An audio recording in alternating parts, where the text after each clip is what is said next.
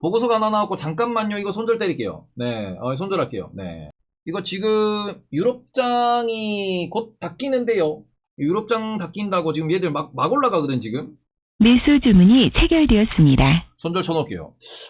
유럽장 마감 시간 되니 슬슬 올라가는데.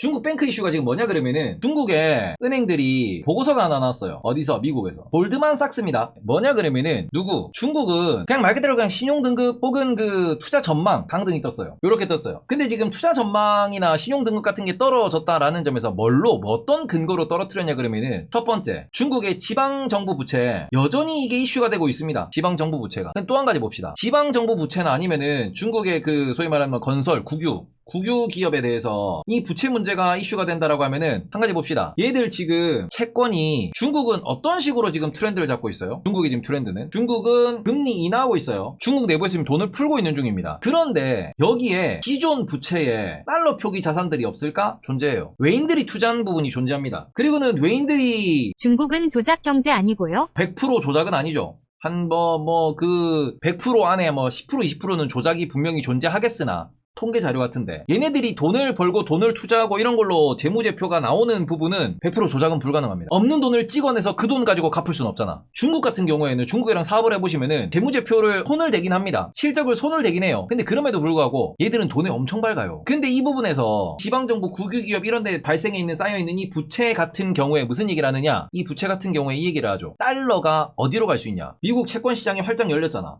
몇 프로짜리? 5%짜리가 5% 이상짜리가 활짝 열렸잖아. 지금 돈 투자하면 미국 정부에서 5% 준대. 활짝 열렸어요. 그럼 돈 어디서 뺄까? 다른 나라에서 금리를 계속 올리고 있고 다른 나라에서 시장금리로 기준금리로 대응하고 있는 이런 데서 돈을 뺄까? 반대로 금리를 낮춘 데서 돈을 뺄까요? 금리를 낮춘 데서 돈을 빼서 일로 갈 확률이 꽤나 높겠죠. 그러니까 말 그대로 유동성에 대한 경고를 한 겁니다. 지금 이게 중국 은행에 대한 경고를 큰 그림으로 보시면은 모든 은행이 마찬가지예요. 우리나라 새마을금고도 마찬가지예요. 뭐냐 그러면은 유동성이 떨어진다, 유동성이 막힌다, 말 그대로 시장에 돈이 돌아야 되는데 시장에 돈이 멈춘다. 이거를 코로나 때는 이런 표현도 했습니다. 돈맥 경화가 터진다. 말 그대로 돈이 움직이는 게 딱 멈춰버리면은 어떤 문제가 발생하냐.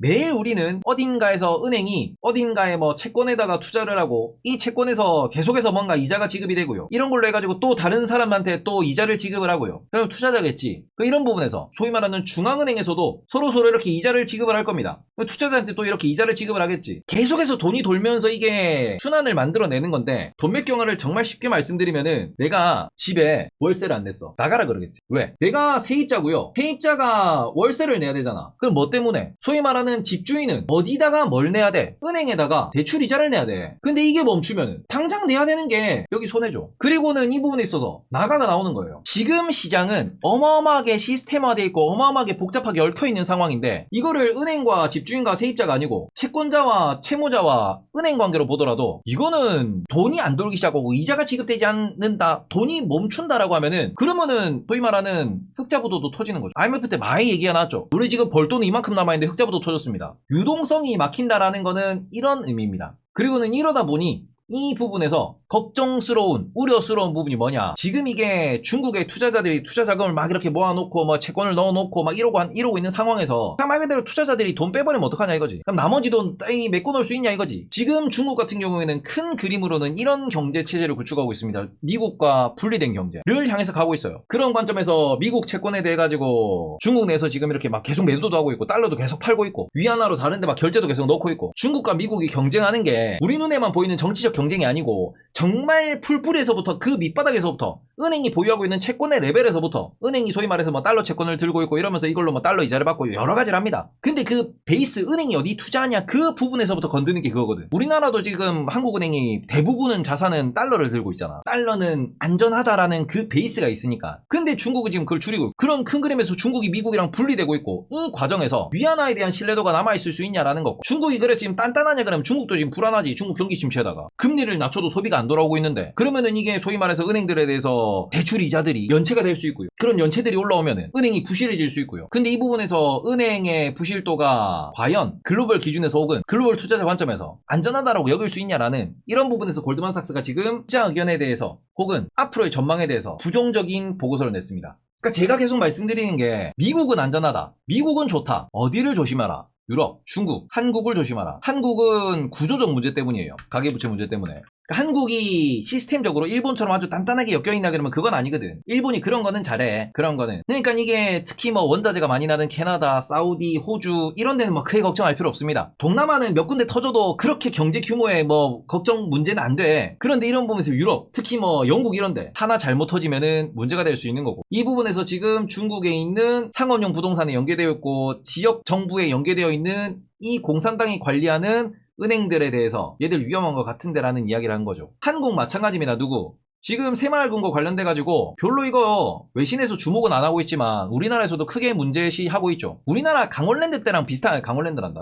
레고랜드 때랑 비슷한 거예요. 우리나라 레고랜드 때도 처음 딱 터졌을 때 엄청 미국에서 이거 위험한 데라고 얘기해. 영국 같은 경우에도 무엇? 영국 채권 시장, 영국의 보험회사들, 채권에 투자한 영국 보험회사들에 대해서 문제 딱 터졌을 때 되게 크게 때렸습니다. 뭐 요거 하나 둘 셋 넷 터지기 시작하면은 이거 엄청나게 큰 폭탄이 될 수 있다. 영국 돈 풀어서 막았죠. 한국 레고랜드 위험하다 그랬더니 한국 정부에서 체한펀드 만들어가지고 돈 풀어서 막았습니다. 중국 돈 풀어서 막을 수 있냐 이거예요. 이미 한국이랑 영국은 한 번씩은 터질 뻔했어. 작년에 막았어요. 그러고는 지금 우리나라는 MG 새마을금고가 또 나오니까 이거 막을 수 있냐라는 의문을 또 얘기를 하는 거고, 지금 중국 같은 경우에는 이게 리스키하다라고 보고 있는 겁니다. 글로벌 시장에서. 그리고 유럽 같은 경우에 유럽에 대해서도 우리는 고민을 해봐야죠. 왜? 스페인이나 이탈리아나 독일이 좀 위험하다고 하는데 독일은 개인적으로 저는 좀 안전하지 않나라고 저는 개인적으로 보고 있고, 반대로 유로존 내에 있는 뭐 예를 들어서 그리스 같은 이런 애들 또 한 번 더 여전히 애들 불안불안하거든. 그 이런 데서 또 뭐 안 좋은 보고서가 나오면 또 덜컹하겠지 시장이.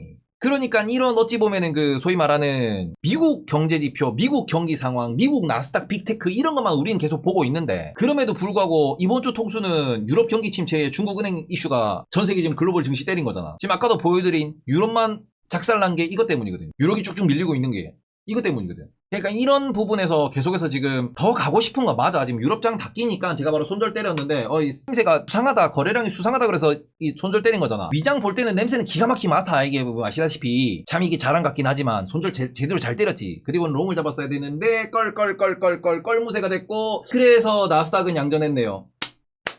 나스닥 롱 잡고 있었거든. 나는 돈을 버는 사람이야. 오케이? 말했잖아, 나스닥 롱이라고. 나스닥은 올라간다고 계속 말씀드리잖아요. 저는 제 말한 대로 배팅합니다. 그런 인간 아니야. 나는 내가 본 대로 배팅하는 인간이야. 나스닥 없었으면은 승피 숏을 안 잡았던가, 그게 아니면 승피 롱으로 바꿨겠지. 그래서 지금 중국 이슈, 미중 분쟁 이슈, 아니면은 뭐 중국 히토류 규제 이슈, 그게 중요한 게 아니에요. 지금 중요한 건 뭡니까? 어디서 돈맥 경화가 터질 거냐라는 거고, 이 돈맥 경화 측면에서 골드만삭스의 보고서도 중요하지만 큰 틀에서 보시면은 이미 터질 뻔한 데가 있어요. 이미 터질 뻔한 데가. 우리는 이걸 잘 막아서 지금 넘어간 거야. 미국 역시도 SBB라는 게 있었고요. 유럽도 크게 보면 크레딧 스위스가 있었어. 막았잖아. 돈 풀어서. 근데 중국 돈 풀어서 막을 수 있냐 이거지. 이 부분에 대한 지적이 나왔다라는 거. 다시 한번 무슨 리스크를 얘기하느냐? 돈맥 경화 리스크. 그리고 이 돈맥 경화 리스크는 어디에 기인한? 미국 달러 고금리에 기인한 리스크라는 거죠. 그래서 이 부분에 중국이 막을 수 있냐 못 막나요 하시는데, 그거는 뭐 중국의 신용등급이라든지 중국 은행들의 신용등급이라든지 여러 가지가 있을 수 있습니다. 근데 봐봐요. 한국이 터질 때, 영국이 터질 때, 유럽이 터질 때 뭐 있습니까? 미국이 바로 통화 스와프 열어줬거든? 그런데 중국이 만약에 문제가 터진다고 쳐봅시다, 여기서. 미국이 달러 스와프, 통화 스와프 열어줄까? 누가 열어줄까? 러시아가 열어주겠지. 중국이 흔들린다 그래서 러시아가 루브라를 빌려주면 이게 의미가 있을까? 의미 없지. 지금 그러면 중국이 위험하다 그래서 누가 돈을 빌려줄까? 누가 이걸 열어줄까? 유럽이 유로화를 열어줄 수는 있어요. 유럽이랑 중국이랑은 그렇게 사이가 나쁘진 않으니까. 근데 유럽이 중국에 유로화를 열어주는 거를 이 유럽의 정상들이 이 만장일치가 돼야 돼요. 유럽이 또 그게 또 복잡한 거지. 될까? 옐런이 열어준 거 간 거 아니냐 그러는데, 중국에 대해서 미국이 열어주냐 안 열어주냐에 대해서 옐런이 됐든 아니면 바이든이 됐든 결정할 수 있습니다. 중국이 넘어간다 그러면은 긴급하게 열어줄 수 있긴 있어. 근데 그러면 중국이 내놔야 될 게 많겠지. 사우디가 열어준다. 사우디도 미국 달러에 페그가 돼 있으니까 열어줄 수는 있어요. 근데 지금 중국에 대해서도 좀 많이들 부정적인 의견을 말씀하시는 분들 중에 또 무엇이 있냐 그러면은, 요건 아직까지 명확하게 팩트로 나온 건 아니고 그냥 미국 월스트리트에서 얘기하는 음모론입니다.